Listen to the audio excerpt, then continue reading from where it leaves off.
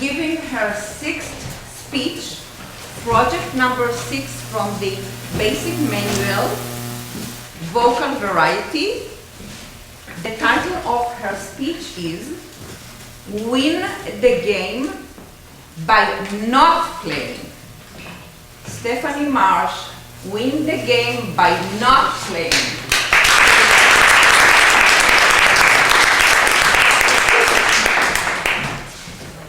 Does anybody grow up playing a lot of board games? I did. My sister and I would play Monopoly all night long. Now, we didn't get along in real life. We battled it out. I was pretty jealous of her. She got a lot better grades than me, so I felt like I was not as smart as her. And my parents gave her a lot of attention and a lot of appreciation for her grades. But in Monopoly, I was smarter than her.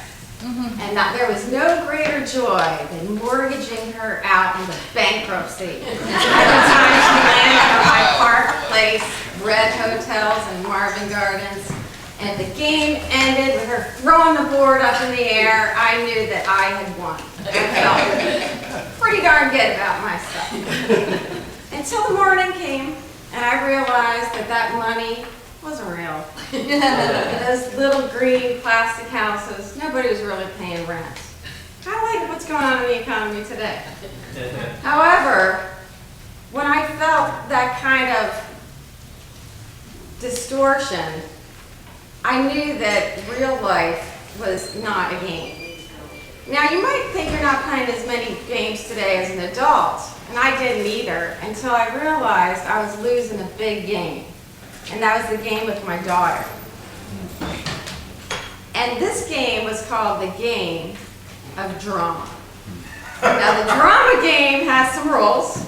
So I'm sure none of you guys have played a game of drama with your friends or family, coworker, or spouses. So let me tell you how it plays. It takes a minimum of 2 players, but there's no limit as long as the willing participants are completely emotional in nature.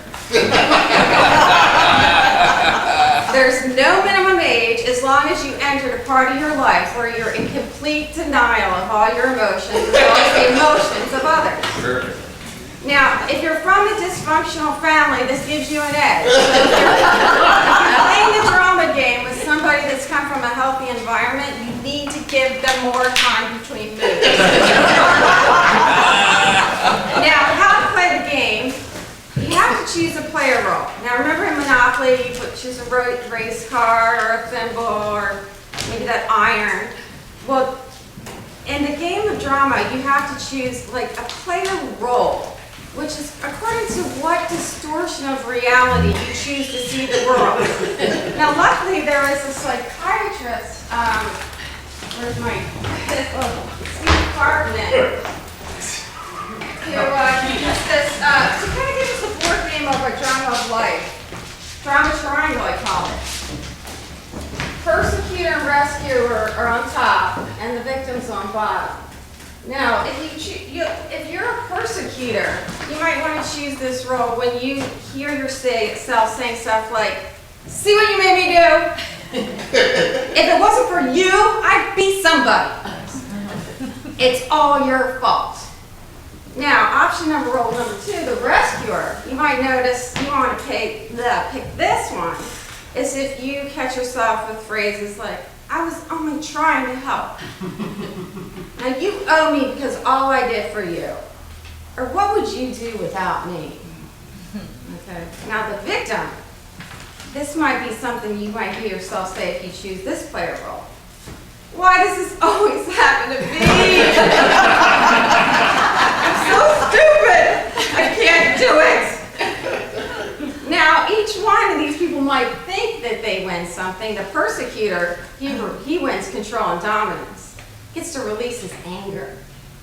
The rescuer gets to build her self-esteem and release her anxiety. And the victim gets to avoid all responsibility and confrontation and release her fear. Now, let me give you an example of my life. I have a teenager. She came home from school one day with bad grades on her test.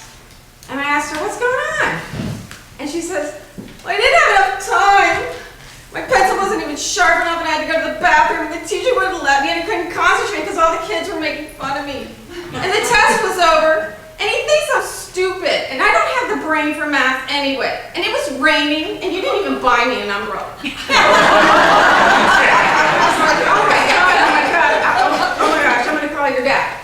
And I tell her dad about it. And he says to me, why can't you spend more time with her anyway? You're not even working. Why can't you make sure she has sharp pencils? What about all that child support I pay? These teachers don't care about the kids anyway. Where's all my tax money going? I'm going to get that tea party against them. And my daughter, so what I do is I say, okay, I'll go to Staples, I'll buy sharp pencils, I'll go to school and get an individual education program. I'll get surveillance cameras in all the rooms. I'll make sure nobody's making fun of her. I'll donate a lot of money to the school and make sure they all really like me and pay attention to my daughter. Well, who wins in this game? No one. Because my daughter didn't learn anything. She didn't learn how to solve the problem. She's still on the bottom of the triangle. So how do we stop this drama game? Well, Steve Cartman says, get off the board. Go in the middle of the triangle and see which role you're playing. And the persecutor might want to take some new communication tactics, like, hey, sounds like you're having trouble in school. What can we do to help? The rescuer might say, like, I'm here to support you. What can I do to help? And the victim might just have to go solve her own problems. Or she might say, I'm not doing anything. However, you can use another source of communication. Say, I completely understand you don't want to do anything. And I completely understand you might not think you have the brain for math. However, we have two choices here. You can go to school, do your best at school, and we'll be here to support you. Or you can give up the cell phone, the internet, the TV, and the car. It's completely up to you. Needless to say, my daughter, within 10 minutes, cracked the books open. Next day, had all her pencils sharpened. No more bullies at school, and the teacher seemed to like her a little bit better. So if you're playing the drama game, I ask you, be honest with yourself. Step into the middle of the board game or get off the game, see which role you're playing, and choose a rational strategy.